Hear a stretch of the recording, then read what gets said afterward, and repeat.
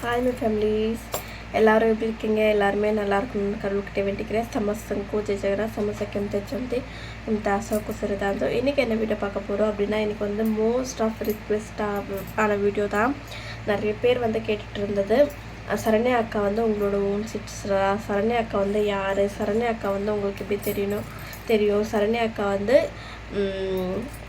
எப்படி இது மாதிரி நிறைய கொஸ்டின் கேட்டுட்டு இருந்தீங்க. ஸோ அதனால் வந்து கொஞ்சம் நம்ம டீட்டெயிலாக வந்து அதை பற்றி சொல்லலாம். அதுவும் இல்லாமல் ஒரு சிஸ்டரும் வந்து அவங்க யாருன்னு சொல்லி கொஞ்சம் வீடியோ போடுங்க சிஸ்டர் அப்படின்னு சொல்லியிருந்தாங்க. அதை தான் நம்ம வந்து இன்றைக்கி வந்து பார்க்க போகிறோம். அவங்க யார், என்ன ஏது அப்படின்னு சொல்லிட்டு, நான் வந்து எப்படி பர்சனலாக பழக்கமான என்ன ஏது அப்படின்னு சொல்லிட்டு, நாங்கள் வந்து இன்னும் இன்ஸ்டாகிராம் அந்த ஐடி கூட என்கிட்ட அப்படியே இருக்குது.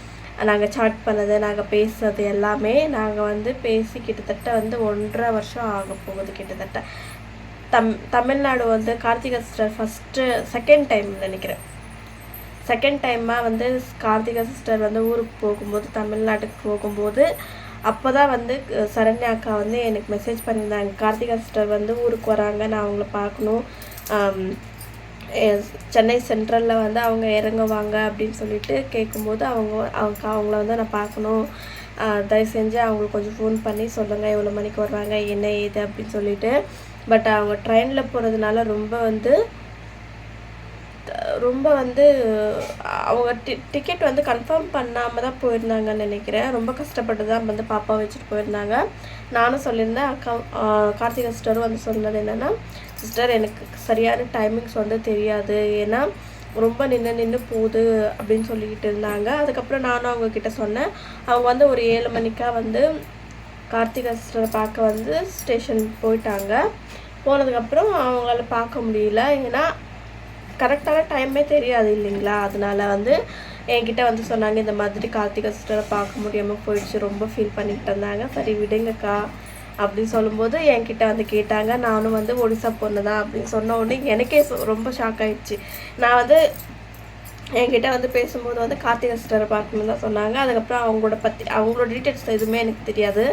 அதுக்கப்புறம் வந்து திடீர்னு நானும் வந்து ஒடிசா பையனை தான் கல்யாணம் பண்ணியிருக்கேன் அப்படின்னு சொன்ன உடனே, உண்மையாக சொல்கிறேன், ஒடிசா பையனை இங்கே யாராவது வந்து சொன்னாங்க அப்படின்னா, இல்லை வந்து மெசேஜ் பண்ணாங்கன்னா அது என்ன கொஞ்சம் இன்ட்ரெஸ்ட்டாக இருக்கும் கேட்கணும் அப்படின்னு சொல்லிட்டு, அப்போது வந்து அவங்க வந்து அவங்களோட பேரை சொன்னாங்க. அதுக்கப்புறம் ஹரி மாமா இந்த மாதிரி நிறைய பேர் சொல்லிக்கிட்டு இருந்தாங்க. அவங்களோட லவ் ஸ்டோரியும் வந்து என்கிட்ட சொன்னாங்க.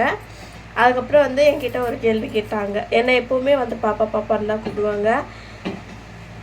அது என்னவோ அவங்க என்னை பாப்பான்னு கூப்பிட்ட உடனே அந்த நாளில் நான் டிசைட் பண்ணது தான், இவங்ககிட்ட நான் வந்து பேசணும், இவங்கள ஃப்ரெண்ட் ஆக்கிக்கணும் அப்படின்ற மாதிரி எனக்கு ஒரு தாட் இருந்துச்சு. அதுக்கப்புறம் வந்து ஆனால் நான் நம்பர் கொடுக்கல.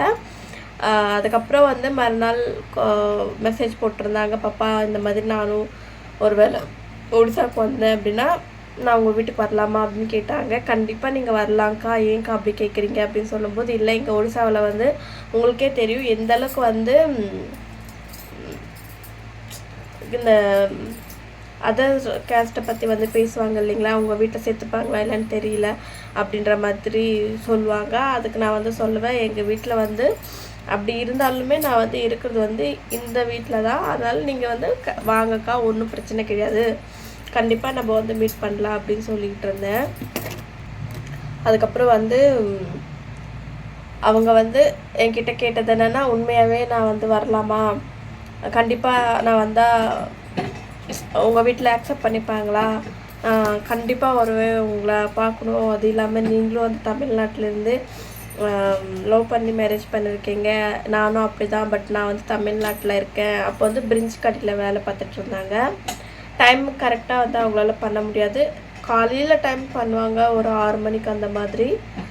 அதுக்கப்புறம் ஒரு 3 மணி 4 மணி அந்த மாதிரி தான் பண்ணுவாங்க. கால் பண்ணாங்கன்னாவும் சரி, இல்லைன்னா மெசேஜ் போடுவாங்க. அதுக்கப்புறம் வந்து எனக்கு ரொம்ப பிடிச்சிச்சு அவங்க பேசுகிறது, வந்து பர்சனலாகவும் எனக்கு ரொம்ப பிடிச்சிச்சு. அதுக்கப்புறம் நானே வந்து ஒரு நாள் கேட்டாங்க, பாப்பா உனக்கு நம்பிக்கை இருந்துச்சுன்னா, என் மேலே நம்பிக்கை இருந்துச்சுன்னா நீ வந்து எனக்கு நம்பர் கொடு, அப்படி இல்லைன்னா வேண்டாம் எனக்கு கொடுக்காத அப்படின்னு சொன்னாங்க. சரி நாமளும் பேசியிருக்கோம், வீடியோ காலும் பண்ணியிருந்தாங்க இன்ஸ்டாகிராமில். சரி பேசியிருக்கோம் அப்படின்னு சொல்லிட்டு நான் என்ன பண்ணேன், என்னோடய நம்பர் வந்து அவங்கக்கிட்ட ஷேர் பண்ண உடனே கால் பண்ணி அவ்வளோ சந்தோஷப்பட்டாங்க. உண்மையாக நீங்கள் தான் எனக்கு வந்து நம்பர் கொடுத்துருக்கீங்களான்னு தெரியல. அப்போ வந்து நீங்கள் வாங்க போங்க அப்படின்னு தான் பேசிக்கிட்டு இருந்தாங்க ஒரு மாதம். அதுக்கப்புறம் வந்து அவங்க அவங்க எக்ஸைட்மெண்ட் ஆகி பேசுறது தான் எனக்கு ரொம்ப பிடிச்சிருந்துச்சு. அது ரொம்பவே நான் மிஸ் பண்ணுவேன். ஏன்னா என்கிட்ட யாருமே அந்தளவுக்கெல்லாம் க்ளோஸாக வந்து பேசுனது கிடையாது. நான் யார்கிட்டையும் வந்து இந்த அளவுக்கு மிங்கிள் ஆனது கிடையாது. சரண்யா அக்கா கிட்ட மட்டும்தான் ரொம்ப க்ளோஸ் ஆனேன். அதுக்கப்புறம் வந்து பரணி அப்படின்ற ஒரு பொண்ணு, ஓகேங்களா, ஃபஸ்ட்டு ஸ்டார்டிங் யூடியூப்பில் ஓப்பன் பண்ணும்போது பரணி அக்கா அப்படின்னு சொல்லிட்டு அந்த அக்கா கிட்ட பேசும்போது உண்மையாக சொல்கிறேன், அவங்க ஸ்டார்டிங் பண்ணும்போது அவங்களும் வந்து எனக்கு ரொம்ப சப்போர்ட் பண்ணாங்க. அதுக்கப்புறம் மேரி அக்கா வந்து கார்த்திகா சிஸ்டர் வந்து போவாங்க பார்த்தீங்களா அவங்க வீட்டுக்கு, மேரி அக்கா அப்படின்னு சொல்லிட்டு அந்த அக்காவும் வந்து எனக்கு ரொம்பவே ஹெல்ப் பண்ணியிருக்காங்க. நிறைய எனக்கு தெரியாத விஷயங்கள்லாம் அவங்கக்கிட்ட கேட்டிருக்கேன். என்னோடய கஷ்ட நஷ்டங்கள் எல்லாமே நான் அவங்கக்கிட்ட இவங்க 2 பேர் தான் வந்து என்கிட்ட வந்து ஸ்டார்டிங்கில் யூடியூப் ஆரம்பித்ததுக்கப்புறம் இருந்தது. அதுக்கப்புறம் வந்து கார்த்திகா சிஸ்டர் வந்து அதுக்கப்புறம் நான் வந்து இன்ஸ்டாகிராமில் பேசி அவங்கக்கிட்ட நம்பர் வாங்கி அவங்களும் எங்ககிட்ட பேசிட்டுருந்தாங்க. பட் வந்து அவங்களுக்கு வந்து ரொம்ப உங்களுக்கே தெரியும் கார்த்திகா சிஸ்டருக்கு வந்து எவ்வளோ வேலை இருக்குது அப்படின்னு சொல்லிட்டு அதில் வந்து அவங்க எனக்கே டைம் கொடுத்து பேசுகிறது வந்து பெரிய விஷயம் அப்படின்றதால நான் அவங்களுக்கு வந்து டிஸ்டர்ப் பண்ண மாட்டேன். அவங்களாம் எனக்கு கால் பண்ணாங்கன்னா நான் அதை வந்து ரிசீவ் பண்ணி அவங்கக்கிட்ட பேசுவேன். கார்த்திகா சிஸ்டர்கிட்ட தினமும் எல்லாம் நான் பேச மாட்டேன். எப்பயாவது வாரத்துக்கு ஒரு தடவை நான் வந்து கால் பண்ணி எப்படி இருக்கீங்க, தேஜு எப்படி இருக்கா அப்படின்னு தான் நான் பேசுவேன். உங்களுக்கே தெரியும் அவங்க வந்து டெய்லி அவங்களால வீடியோ கூட போட முடியல. எல்லா வேலையும் மொத்த வேலையும் அவங்கள தான் செய்கிற மாதிரி இருக்கும். பாப்பாவும் பார்த்துக்கணும், வீடியோஸும் எடுக்கணும், வீடியோ எடிட்டிங் பண்ணணும், அப்லோட் பண்ணணும். அதுக்கப்புறம் வந்து அப்லோட் பண்ணுறதுக்கும் அவங்க வீட்டுக்குள்ளே வந்து நெட்வொர்க் கிடையாது. உங்களுக்கே தெரியும், நிறைய வாட்டி அவங்க வந்து வெளியில் வந்து போய் உங்களுக்கும் இங்கே தான் வீடியோஸை வந்து அப்லோட் பண்ணுறதுக்காக நாங்கள் வரோம் அப்படின்னு சொல்லியிருப்பாங்க. அதுக்கப்புறம் வந்து கமெண்ட்ஸ்க்கு வந்து ரிப்ளை கொடுக்கணும், தம்ப்நெயில் க்ரியேட் பண்ணணும், வீடியோ எடிட்டிங் பண்ணணும், 3 வேளை சமைக்கணும், அவங்க வேலைகள் எல்லாமே செய்யணும், வீட்டில் எல்லா வேலையும் செய்யணும். அப்படின்றதெல்லாம் அவங்களுக்கு டைம் கிடைக்காது. ஃப்ரீயாக இருக்கும்போது அவங்களாம் கால் பண்ணுவாங்க, அப்போ தான் நான் பேசுவேன். இல்லை எனக்கு ஏதாவது பேசணும் அப்படின்னு சொன்னால் நான் கால் பண்ணாலும் ஏதாவது வேலை செஞ்சுட்ருக்கீங்க சிஸ்டர் அப்படின்னா இல்லை சிஸ்டர் நீங்கள் சொல்லுங்கள் அப்படி தான் சொல்லுவாங்க. ஆனாலும் அவங்க உண்மையாகவே சொல்கிறேன், எங்களுக்காச்சும் ஓரளவுக்கு வந்து மாமியார் மாமனார் அப்படின்ற ஏதோ அவங்க வந்து அவங்களுக்கு நம்மளை பார்க்க பிடிக்கலனாலும் இது பண்ண முடியலனாலும் ஏதோ ஒரு வேலை நம்ம சொல்கிறோன்னா அவங்க செய்வாங்க, புரிஞ்சுப்பாங்க. பட் கார்த்திகா சிஸ்டர் வீட்டில் அப்படி கிடையாது இல்லைங்களா. அவங்களுக்கு வந்து அவங்களே எல்லாமே வேலை பார்த்துக்கிற மாதிரி இருக்கும். அவங்க மாமியாரும் இல்லை, மாமனாரும் 2 பேரும் வெளில போய் வேலை பார்க்குறாங்க. அப்படின்போது அவங்க தனியாக இருக்கிறதே எனக்கு கொஞ்சம் பயமாக இருக்கிற மாதிரி ஃபீல் ஆகும். நான் நிறைய வாட்டியும் சொல்லியிருப்பேன், சிஸ்டர் நீங்கள் சேஃபாக இருங்க அப்படின்னு சொல்லிட்டு. அதனால் கார்த்திகா சிஸ்டரை வந்து ரொம்ப நான் வந்து பேச மாட்டேன். நான் அப்படியே நாங்கள் பேசினாலும் நாங்கள் வாரத்துக்கு ஒரு தடவை தான் கால் பண்ணுவோம். அப்போ வந்து நாங்கள் வந்து ஒரு மணி நேரம் 2 மணி நேரம் பேசினு இருப்போம் கால் பண்ணால். அப்படி கால் பண்ணல அப்படின்னா ஒரு வாரம் வரைக்கும் நாங்கள் அந்த மாதிரி இருந்தப்போம். ஆனால் ஃபஸ்ட்டு ஸ்டார்டிங்கில் வந்து எனக்கு சப்போர்ட் பண்ணது வந்து பரணி அக்கா. ஏன்னா நான் வீடியோஸ் ஒரு 2 நாள் போட்ட உடனே வந்து பரணி அப்படின்ற அந்த அக்கா வந்து எனக்கு வந்து ஃபுல் சப்போர்ட் பண்ணாங்க. அதுக்கப்புறம் வந்து எனக்கு மெயினாக வந்து ஜிமெயில் இது பாஸ்வேர்டு எனக்கு தெரியவே தெரியாது. அவங்க சொல்லி தான் வந்து நான் வந்து புதுசாக பாஸ்வேர்டு போட்டேன். அதுக்கப்புறம் வந்து எவ்வளோ வாட்சவர்ஸு இந்த 1Kனா என்ன, 100Kனா என்ன, 20Kனா என்ன, உண்மையாக சொல்கிறேன் ஓப்பனாக நான் அவங்கக்கிட்ட எதுக்கு மறைக்கணும். எனக்கு அந்த 1K 2K அப்படின்னா என்னென்ன தெரியாது. அப்போ தான் தெரிஞ்சிச்சு அது வந்து 1K அப்படின்னா 1000 சப்ஸ்கிரைபரு, 100K அப்படின்னா 1,00,000 அப்படின்ற மாதிரி தான் எனக்கு வந்து அப்போ வந்து தெரிஞ்சிச்சு. மாமியார் வந்து இதை கேட்டிருந்தாங்க, சாரி. அதனால் வந்து அவங்களுக்கு வந்து ரொம்ப தேங்க்ஸ் சொல்கிறேன். அதுக்கப்புறம் வந்து மேரி அக்காவுக்கும் தேங்க்ஸ் சொல்கிறேன். கார்த்திகா சிஸ்டருக்கும் மெயினாக வந்து தேங்க்ஸ் சொல்கிறேன். ஏன்னா இந்த அளவுக்கு வந்ததுக்கு உண்மையாகவே அவங்களும் ஒரு ரீசன் தான். அவங்களும் அதுக்கப்புறம் அண்ணாவும், கார்த்திகோட ஹஸ்பண்டும், அதுக்கப்புறம் வந்து சரண்யா அக்கா, இவங்க எல்லாரும் கழிச்சதுக்கப்புறம் தான், இவங்க 3 பேர் நான் மீட் பண்ணதுக்கப்புறம் தான் சரண்யா அக்காவே வந்தாங்க.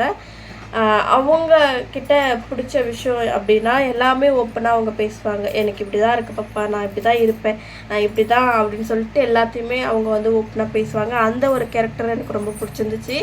அதுக்கப்புறம் வந்து நான் இங்கே வரணும் அப்படின்னு சொல்லிட்டு அவங்க வந்து சொன்ன விதம், எனக்குன்னு யாருமே இல்லை ஒடிசால அப்படின்னு சொன்னது, அப்போது வந்து அவங்க ஃபோன் நம்பர் கொடுக்காத வரைக்கும் கொஞ்சம் அவங்க மேபி அவங்க வந்து அங்கே ஹாப்பியாக இருப்பாங்க அப்படி தான் நினச்சேன். எப்போ வந்து ஃபோன் நம்பர் கொடுக்க ஆரம்பித்தனோ அதுக்கப்புறத்துலேருந்து அவங்களோட லைஃப்பில் என்னென்ன நடந்துச்சோ அது எல்லாமே எங்ககிட்ட ஷேர் பண்ணாங்க. ஆனால் ரொம்ப கஷ்டப்பட்டுருக்காங்க. எப்போ எல்லாமே ஒடிசாவுக்கு வந்திருக்காங்களோ அப்போ எல்லாமே அவங்களுக்கு குறைச்சல் கொடுத்து இது கிட்டத்தட்ட அவங்க வந்து மேரேஜுக்கு ஆகாதுக்கு முன்னாடி ஒரு வாட்டி வந்திருக்காங்க. அதுக்கப்புறம் மேரேஜ் நீங்கள் பண்ணுறாங்க அப்படின்னும் போது அப்போ வந்திருக்காங்க. மேரேஜ் பண்ணி ஒரு மாதமாக அப்படியே அனுப்பிச்சிட்டாங்க. மேரேஜ் பண்ணி அப்படியே அனுப்பிச்சிட்ருக்காங்க போல இருக்கு. அப்புறம் குழந்த பிறந்து ஒரு 8 மாதத்தில் வந்திருக்காங்க. அப்பவும் வந்து அனுப்பிச்சிட்டாங்க. திருப்பி வந்து குழந்த கொஞ்சம் பெருசாகும்போது அப்பவும் வந்திருந்தாங்க, அப்பயும் அனுப்பிச்சிட்டாங்க. அப்புறம் இடையில வந்து என்னை பார்க்க வந்திருந்தாங்கல்ல, அப்பவும் வந்து போயிருந்தாங்க, அப்பவும் வந்து இது பண்ணிட்டாங்க. திருப்பி தமிழ்நாட்டிலேருந்து நாங்கள் வரும்போது எங்கள் கூட வந்தாங்க, எங்கள் கூட வரும்போது திருப்பி இப்படி வந்து கிட்டத்தட்ட ஒரு 6 வாட்டி இந்த மாதிரி வந்து போயிட்டு அவங்களுக்கு வந்து இதாகிட்டு இருந்துச்சு. அதை வந்து சொல்லிகிட்டு இருந்தாங்க. ஆனால் ரொம்ப கஷ்டப்பட்டுருக்காங்க. அவங்க வந்து ஒடிசாவுக்கு வந்து அவங்களால அதை அந்த லாங்குவேஜ் கற்றுக்க முடியாமல், அந்த கல்ச்சருக்கு வந்து ஆக்செப்ட் பண்ணிக்க முடியாமல் ரொம்ப கஷ்டப்பட்டுருக்காங்க. எனக்கு தெரிஞ்சு அவங்க வந்து கொஞ்சம் ஸ்பேஸ் கொடுத்துருக்கலாம். அவங்க மாமனார் ஆகட்டும், மாமியார் ஆகட்டும், அவங்க அண்ணன் ஒய்ஃப் அவங்கெல்லாம் கொஞ்சம் ஸ்பேஸ் கொடுத்துருக்கலாம். அந்த பொண்ணுக்கு வந்து பழகிறதுக்காக கொஞ்சம் வந்து டைம் கொடுத்துருக்கலாமோ அப்படின்ற மாதிரி தான் எனக்கு தோணுச்சு. ஏன்னா ஸ்டார்டிங்கில் வந்து எனக்கு கொடுத்த மாதிரி தான் அவங்களுக்கு கொடுத்துருக்காங்க. பட் நான் வந்து ஸ்ட்ராங்காக நின்னேன். அப்போது நான் நிறைய அழுதுருக்கேன். அப்போது வந்து ஹஸ்பண்ட் வந்து அந்தளவுக்கு வந்து என்னை நல்லா பார்த்துப்பாங்க. ஸ்டார்டிங்கில் வந்து என்னை ரொம்ப நல்லா கேர் பண்ணிப்பாங்க. பட் என்னென்னா அவர் அங்கே இருந்து என்னை இங்கே இது பண்ணிப்பாங்க அப்படின்றதுனால நான் வந்து கொஞ்சம் ஸ்ட்ராங்கான போக போக என்ன ஆச்சுன்னா எனக்கே வந்து விரக்தி ஆயிடுச்சுங்க இருக்கிறது. என்னென்னா வீட்டுக்குள்ளே இருக்கணும். இப்போது ரொட்டீனே நீங்கள் பாருங்கள். காலையில் வந்து நான் எழுந்திருப்பேன். அப்போது வந்து 5:30 மணிக்கு இருப்பேன். 5 மணிக்கு கூட எழுந்திரிச்சிருக்கேன், 4:30 மணிக்கு கூட எழுந்திரிச்சிருக்கேன். அப்போது ஒரு பயம். அவங்க வந்து எந்திரிச்ச உடனே நானும் எழுந்திரிச்சிடுவேன். அவங்க பூ பறிச்சிட்டு வரும்போது நான் வாசலெல்லாம் கூட்டி சாணி தண்ணி தெளித்து வீடெல்லாம் கூட்டி பாத்திரம் எல்லாமே கழுவி இவங்களுக்காக சமைச்சு முடிச்சுட்டு அடுப்பெல்லாம் மொழுகிட்டு அப்பாவுக்கு வந்து சாப்பிட்றதுக்கு ஏதாவது இருக்கா அப்படின்னு சொல்லிட்டு பார்த்துட்டு அவங்களுக்கும் கொடுப்பேன். அதுக்கப்புறம் வந்து குளிச்சு முடிச்சுட்டு சாமி வந்து அப்போ வந்து என்னை கும்பிட விடல. சாமியெல்லாம் நான் கும்பிடல. வேலை மட்டும் எல்லாமே செய்வோம். சாமி மட்டும் கும்பிட மாட்டேன். அதுக்கப்புறம் நான் வந்து குளிச்சு முடிச்சுட்டு அதுக்கப்புறம் எனக்கு வந்து சாப்பாடு நான் வந்து எடுத்துகிட்டு வந்து வச்சு சாப்பிட்டுப்பேன். சாப்பிட்டு முடிச்ச உடனே திருப்பி வந்து அடுப்பை பற்ற வச்சுட்டு, எனக்கு அப்போ பற்ற வைக்க தெரியாது, இருந்தாலும் நான் பற்ற வைப்பேன். பற்ற வச்சுட்டு பருப்பு, அதுக்கப்புறம் வந்து எப்படி பொரியல் செய்யுது என்ன ஏதுன்னு எனக்கு அந்த அளவுக்கு வந்து தெரியவே தெரியாது. வந்து வீடியோ எடுக்கிறேன்னு சொல்லிட்டு மாமியாருக்கே தெரியல. அதனால தான் கொஞ்சம் வேலையாக இருந்துச்சுன்னு சொல்லி கூப்பிட்டுருந்தாங்க. பொரியல் செய்கிறது, குழம்பு செய்கிறது இது எதுவுமே எனக்கு தெரியாது. பட் இருந்தாலும் வந்து அவங்க வந்து செஞ்சுருந்தாங்க. பார்த்திங்கன்னா கல்யாணத்துக்கு முன்னாடி வந்து கல்யாணம் ஆகாமல் ஒரு 20 நாள் 22 நாள் இருந்தேன். அதுக்கப்புறம் தான் வந்து ஜாதி மாற்றி என்னை கல்யாணம் பண்ணி என்னை ஒருத்தவங்க தத்தெடுத்து எனக்கு வந்து கல்யாணம் பண்ணியிருந்தாங்க. அதை நான் ஆல்ரெடி வீடியோ போட்டிருக்கேன். நீங்கள் வந்து செக் பண்ணாதவங்க செக் பண்ணி பார்த்துக்கோங்க. டீட்டெயிலாக சொல்லியிருக்கேன். அப்போது வந்து எனக்கு வந்து இங்கே வந்து வெறும் பருப்பு குழம்பு செய்வாங்க. அதுலேயும் பருப்பு குழம்புல தக்காளி, அதுக்கப்புறம் பூசணிக்காய், அதுக்கப்புறம் மஞ்சள் தூள் இந்த மாதிரி தான் போடுவாங்க. வெறும் பருப்பு குழம்பு. அதுக்கப்புறம் வெங்காயம், கடுகு கூட தாளிக்க மாட்டாங்க, கருவேப்பிலை போட மாட்டாங்க, கொத்தமல்லி போட மாட்டாங்க, ஒரு முருங்கைக்காய் போட மாட்டாங்க, எதுவுமே போட மாட்டாங்க. அது வந்து பருப்பு குழம்புன்னு சொல்லுவாங்க. ஒரு நாள் 2 நாள் சாப்பிட்டா ஓகே. தினமும் மதியத்தில் வந்து தினமும் பருப்பு குழம்பு, சேம் டு சேம். அதை சாப்பிடவே முடியாது. நான் என்ன பண்ணுவேன், ரசம் வைக்கணும் அப்படின்னு சொல்லிட்டு ஏதாவது பண்ணலாம் அப்படின்னு சொன்னால் ஏதாவது சொல்லிடுவாங்களோ அப்படின்னு சொல்லிட்டு ஒரு 3 மாதம் ரொம்ப கஷ்டப்பட்ட சாப்பிட்றதுக்கு, சமைக்கிறதுக்கு. அதுக்கப்புறம் எனக்கு எப்போ லாங்குவேஜ் கற்றுக்கிட்டனோ அப்போ உண்மையாக சொல்கிறேன், மாமியார் வந்து பொய் சொல்லக்கூடாது. அந்த ஒரு 3 மாதம் தவிர்த்து அதுக்கப்புறம் அவங்க என்ன நினச்சாங்கன்னு தெரில, என்னை உண்மையாகவே ரொம்ப நல்லா பார்த்துக்கிட்டாங்க. அந்த ஒரு நன்றிக்காக மட்டும்தான் இன்னுமே எனக்கு என் மாமியாரை விட்டு கொடுக்கணும்னு தோன்றது கிடையாது ஒவ்வொரு டைமில். ஆனால் ஒவ்வொரு டைமில் ரொம்ப மனசு கஷ்டமாயிடும் அவங்க பேசுகிறது. என்னதான் நான் வந்து ஏதாவது குறைகள் இருக்குது அப்படின்னா என்கிட்ட சொன்னால் ஓகே. அதை மற்றவங்கக்கிட்ட சொல்லும்போது ரொம்ப கஷ்டமாக இருக்குது அதை கேட்குறதுக்கு. அதுதான் அதுக்கப்புறம் வந்து 3 மாதம் கழித்து வந்து ரொம்ப நல்லா பார்த்துக்கிட்டாங்க. எனக்கு வந்து இந்த மாதிரி தான் பேசணும், இந்த மாதிரி தான் உட்காரணும், இந்த மாதிரி தான் இருக்கணும். உனக்கு வந்து ஏதாவது இந்த சாப்பாடு உனக்கு பிடிக்கலன்னா நீ வந்து செஞ்சு சாப்பிட்டு, உனக்கு என்ன வேணும், என்ன பொருள் வேணும்னு எனக்கு சொல்லு, நான் வாங்கிட்டு வந்து கொடுக்குறேன் அப்படின்லாம் சொல்லுவாங்க. அப்போது வந்து கொஞ்சம் ஹாப்பி ஆகிடுச்சு. பரவாயில்ல நம்மளுக்காக இவ்வளோ யோசிக்கிறாங்க அப்படின்னும் போது நான் அவங்கக்கிட்ட சொல்லுவேன், இந்த மாதிரி நான் வந்து ரசம் செய்கிறோம், அதுக்காக இந்த பொருள் வேணும் அப்படின்னு சொல்லிட்டு அப்பா கிட்ட சொல்லிடுவாங்க. அப்பா வாங்கிட்டு வந்து கொடுத்துருவாங்க. நான் செஞ்சேன்னா அப்பா சாப்பிடுவாங்க, ஆனால் மாமியார் சாப்பிட மாட்டாங்க. ஸ்டார்டிங்கில் வந்து ஃப்ரைட் ரைஸ் செய்வேன், லெமன் ரைஸ், தக்காளி ரைஸ் இதெல்லாம் செய்யும்போது அவங்க சாப்பிடவே மாட்டாங்க. ரொம்ப கஷ்டமாக இருக்கும். கொஞ்சமாச்சும் எனக்காக சாப்பிடுங்க அப்படின்னு சொல்லிட்டு நானே ஊட்டி விடுவேன். அப்போல்லாம் சாப்பிடவே மாட்டாங்க. ஆனால் இப்போ வந்து நல்லா சாப்பிட்றாங்க. டொமேட்டோ ரைஸ் வந்து ஆல் ஃபேவரட் ஆகிடுச்சு. என் மாமியாருக்கு ரொம்ப பிடிக்கும் டொமேட்டோ ரைஸ். அதுக்கப்புறம் வந்து அப்பாவுக்கு வந்து பருப்பு குழம்பு, டொமேட்டோ ரைஸு, அதுக்கப்புறம் சேமியா உப்புமா, அதுக்கப்புறம் வந்து ஒரே ஒரு தடவை தான் கேஸு செஞ்சுருந்தேன் அது. அதுக்கப்புறம் வந்து பிரியாணி, வெஜ் பிரியாணி செஞ்சுருந்தேன் அது, பல்லாவ். இது வந்து ரொம்ப பிடிக்கும், அவங்களுக்கு விரும்பி சாப்பிடுவாங்க. இன்னொரு வாட்டி எப்பயாவது கண்டிப்பாக வந்து பிரியாணி ஸ்டைலில் ஆனால் சிக்கனை தவிர்த்து மற்ற எல்லாமே பிரியாணி ஸ்டைலில் நம்ம செஞ்சு மாமியாருக்கு வந்து கொடுக்கணும். ஏன்னா தமிழ்நாட்டில் இருக்கும்போது வெஜ் பிரியாணி வாங்கி கொடுக்கும்போது அவங்க ரொம்ப ஹாப்பியாக சாப்பிட்டாங்க. அதனால தான் இது வந்து எங்கெங்கேயோ போயிடுச்சு, யாரும் தப்பாக எடுத்துக்காதீங்க. ஒரு ஃப்ளோவில் வந்ததுனால நான் வந்து அதை கொண்டுட்டு போயிட்டேன். அப்படி இருக்கிறதுனால அவங்களுக்கு வந்து அது ரொம்ப கஷ்டமாக இருந்துச்சு. அப்போ வந்து சரண்யாக்கா சொல்லுவாங்க, ரொம்ப வந்து காலையிலே 3 மணிக்கு எந்திரிப்பாங்க, 4 மணிக்கெல்லாம் எந்திரிப்பாங்களாம். எந்திரிச்ச உடனே வீட்டு வாசலெல்லாம் கூட்டிட்டு டீ வச்சு கொடுத்துட்டு, அதுக்கப்புறம் வந்து தண்ணி சாப்பாட்டுக்காக பொரியல் பண்ணிட்டு, குழந்தைங்களுக்காக சப்பாத்தி, உப்புமா, அதுக்கப்புறம் திருப்பி பொரியல், குழம்பு, இது எல்லாமே அவங்க மட்டும்தான் செய்வாங்க. இங்கே வந்து ஒடிசாவில் ஒரு ரூல்ஸ் இருக்குது. என்னது அப்படின்னா, பெரிய மருமக பெரிய மருமக வந்து வீட்டு வேலையெல்லாம் செஞ்சதுக்கப்புறம் சின்ன மருமக வந்துட்டா அப்படின்னா உடனே எல்லா வேலையும் அவங்க மேலே போட்டுறாங்க. அது வந்து ரொம்ப ஸ்ட்ரெஸ் ஆகிடும். இப்போ வந்து கொஞ்சம் கொஞ்சமாக ஒரு மாதத்துக்கு நீ வந்து ஒரு மாதத்துக்கு நீ இது பண்ணு அப்படின்னு சொல்லிட்டு ஒரு நாளைக்கு நம்ம வந்து கொஞ்சம் கொஞ்சமாக அவங்க மேலே ரொம்ப அமுக்கிற மாதிரி இல்லாமல் கொஞ்சமாக நம்ம வேலை சொன்னோம் அப்படின்னா அது அவங்களுக்கு வந்து ஈஸியாகவும் இருக்கும். அதே மாதிரி அவங்க அக்கம் பக்கத்தில் இருக்கிறவங்களாம் அண்டர்ஸ்டாண்டிங் பண்ணி முடியும். எல்லா வேலையும் இவங்க மட்டும் செய்வாங்க. அப்போது அவங்க மாமியாரும் அவங்க அந்த ஊரவத்தி அவங்க வந்து உட்காந்துட்டே இருக்காங்க அப்படின்னும் போது அது நம்மளுக்கு உண்மையாக சொல்கிற ஒரு டைம் ரொம்ப கோவம் வரும். அப்படின்னும் போது அது இங்கே செய்கிற பெரிய விஷயம். உண்மையாகவே சின்ன மருமகளங்களெல்லாம் ரொம்ப வேலை வாங்குவாங்க. பட் நான் வந்து சின்ன மருமக தான். பட் வந்து இப்போதைக்கு வந்து சொல்கிறாங்க, நீ தான் அந்த பொண்ணு வந்தாலும் இப்போ என்னோட மூத்தர் கல்யாணம் அந்த பொண்ணு வந்தாலுமே அந்த பொண்ணு வந்து சின்ன மருமகளை தான். ஆனால் ஒரு 6 மாதம் கழிச்சு அதுக்கப்புறம் வந்து அவங்க வந்து பெரிய மருமகள் தான் ஆகும் அப்படின்றாங்க. இப்போது பெரிய மருமக சின்ன மருமக கிடையாது. அந்த வீட்டுக்கு வாழ வந்தவங்கள வாழ விட்டாவே போதும். இந்த வேலை செஞ்சால் தான் என்ன வாழ முடியுமா என்ன? அவங்களுக்கு தெரியாது அவங்களோட குடும்பத்தை எப்படி பார்த்துக்கணும் அப்படின்னு சொல்லிட்டு நம்ம சொல்லி இது டார்ச்சர் பண்ணக்கூடாது. நம்ம வந்து ஒரு வேலை தெரியலன்னா, இந்த மாதிரி பண்ண இது உங்களால் முடியுமா, இது ஓகேவா, பெட்டராக இதுக்கு அவனுக்கு கம்ஃபர்டபுளாக இருக்கா அப்படின்றது கேட்க மாட்டாங்க. நீ இது பண்ணணும் அவ்வளோதான் அப்படின்னு சொல்லுவாங்க. அதுதான் ரொம்ப பெரிய கஷ்டமாயிடும். அதை தான் நிறைய சரண்யா அக்கா வந்து ஃபேஸ் பண்ணியிருக்காங்க. இப்படி தான் இருக்கணும், இப்படி தான் பண்ணணும், இப்படி தான் செய்யணும் அப்படின்னு சொல்லிட்டு ஒரு குறிக்கோளில் வச்சு என்ன ஆகிடும்னா அங்கே இருக்கிறதுக்கே அவங்களுக்கு பிடிக்க மாட்டேங்குது. இப்போ வந்து தனியாக தான் அவங்க சமைச்சு சாப்பிட்றாங்க, இருந்தாலும் அவங்க கஷ்டப்படுறாங்க. ஐயோ என் மாமனாருக்கு வந்து நான் எதுவும் செஞ்சு போட முடியாத நிலைமையில் இருக்கேன்னு அப்படின்னு அவங்களும் கஷ்டப்படுறாங்க. பட் என்ன பண்ணுறது, அவங்களே இது பண்ணிக்கிறாங்க. அப்போ வந்து என்கிட்ட அவங்களால இருக்க முடியாததுனால தான் அது ஒடியா வந்து அவங்க இப்போ வந்து நல்லாவே கற்றுக்கிட்டாங்க. என் மாமியார்கிட்ட வந்து அங்கே வீட்டில் என்னென்ன உங்களுக்கே தெரியும், வீடியோவில் எல்லாமே போட்டிருப்பாங்க, வீட்டில் என்னென்ன பிரச்சனை எல்லாம் ஆயிடுச்சோ எல்லாமே ஒடியெல்லாம் சொன்னாங்க.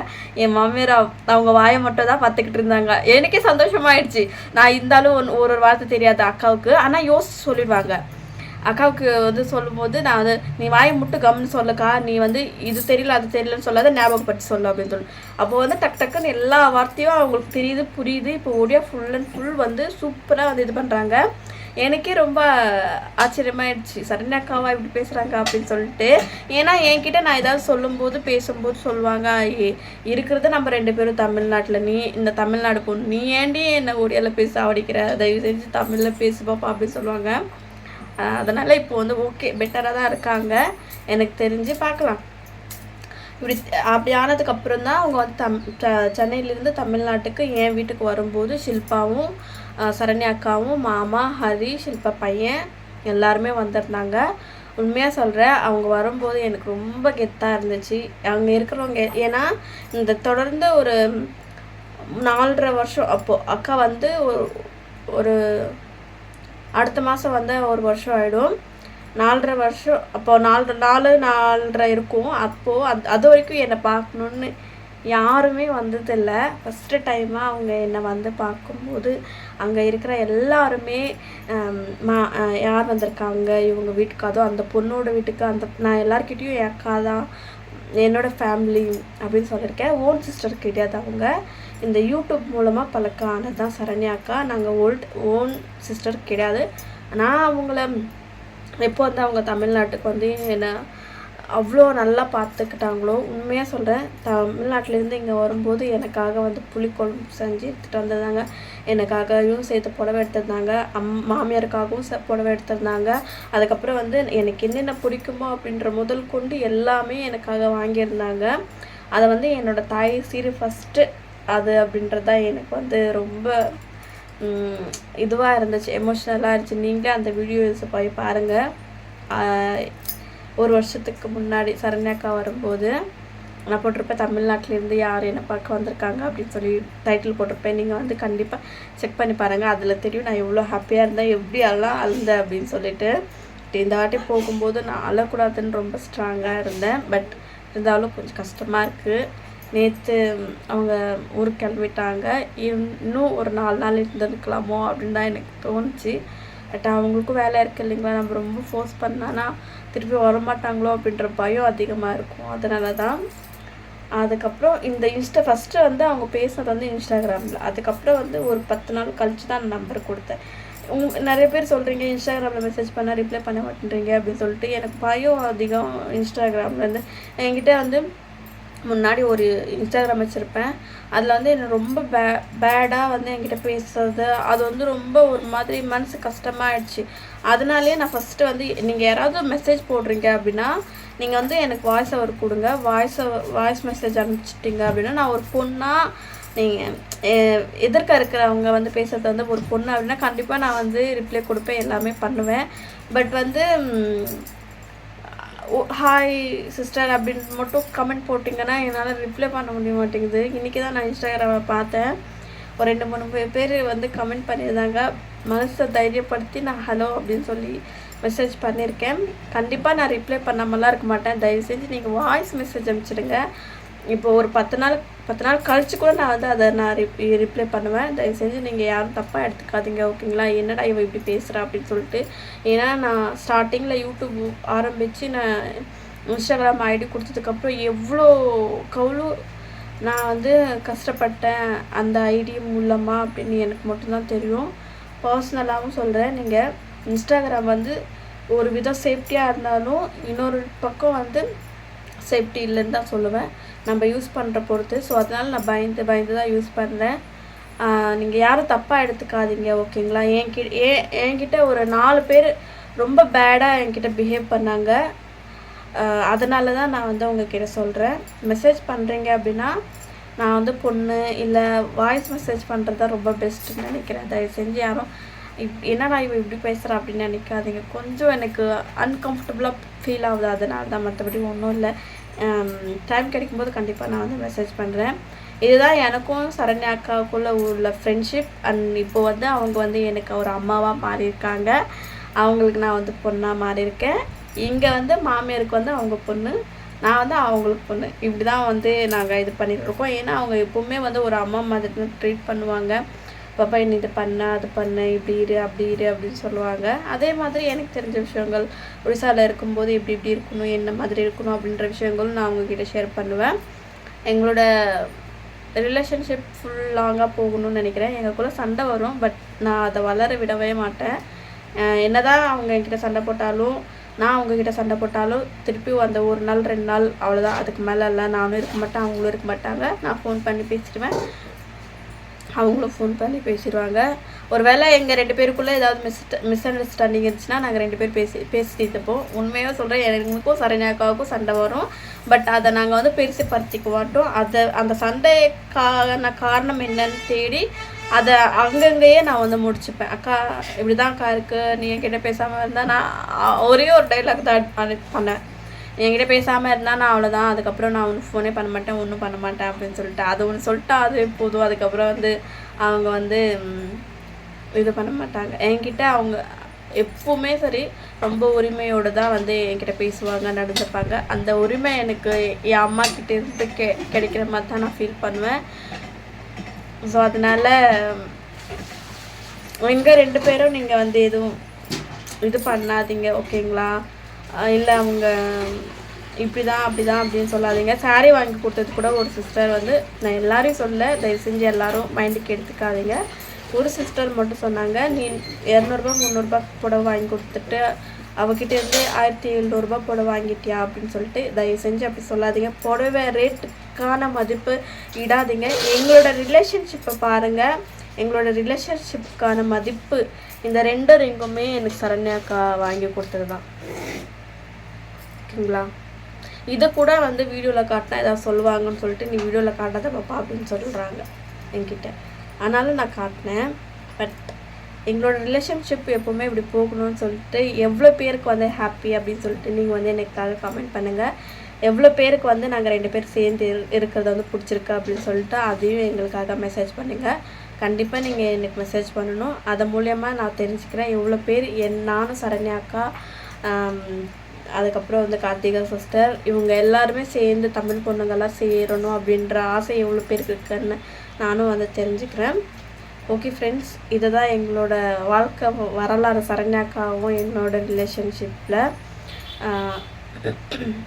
எப்படி இருந்துச்சு அப்படின்னு சொல்லிட்டு மறக்காமல் கமெண்ட் பண்ணி சொல்லுங்கள். நாங்கள் 2 பேர் சேர்ந்து இருக்கிறது இவ்வளோ பேருக்கு பிடிச்சிருக்கு அப்படின்னு சொல்லிட்டு அதையும் கமெண்ட் பண்ணி சொல்லுங்கள். ஓகே ஃப்ரெண்ட்ஸ், எனக்கான வீடியோ எப்படி இருந்துச்சுன்னு மறக்காமல் கமெண்ட் பண்ணி சொல்லுங்கள். கொஞ்சம் இருப்பேன், கொஞ்சம் அட்ஜஸ்ட் பண்ணிக்கோங்க. ஓகே, பாய் பாய் எல்லாருக்கும்.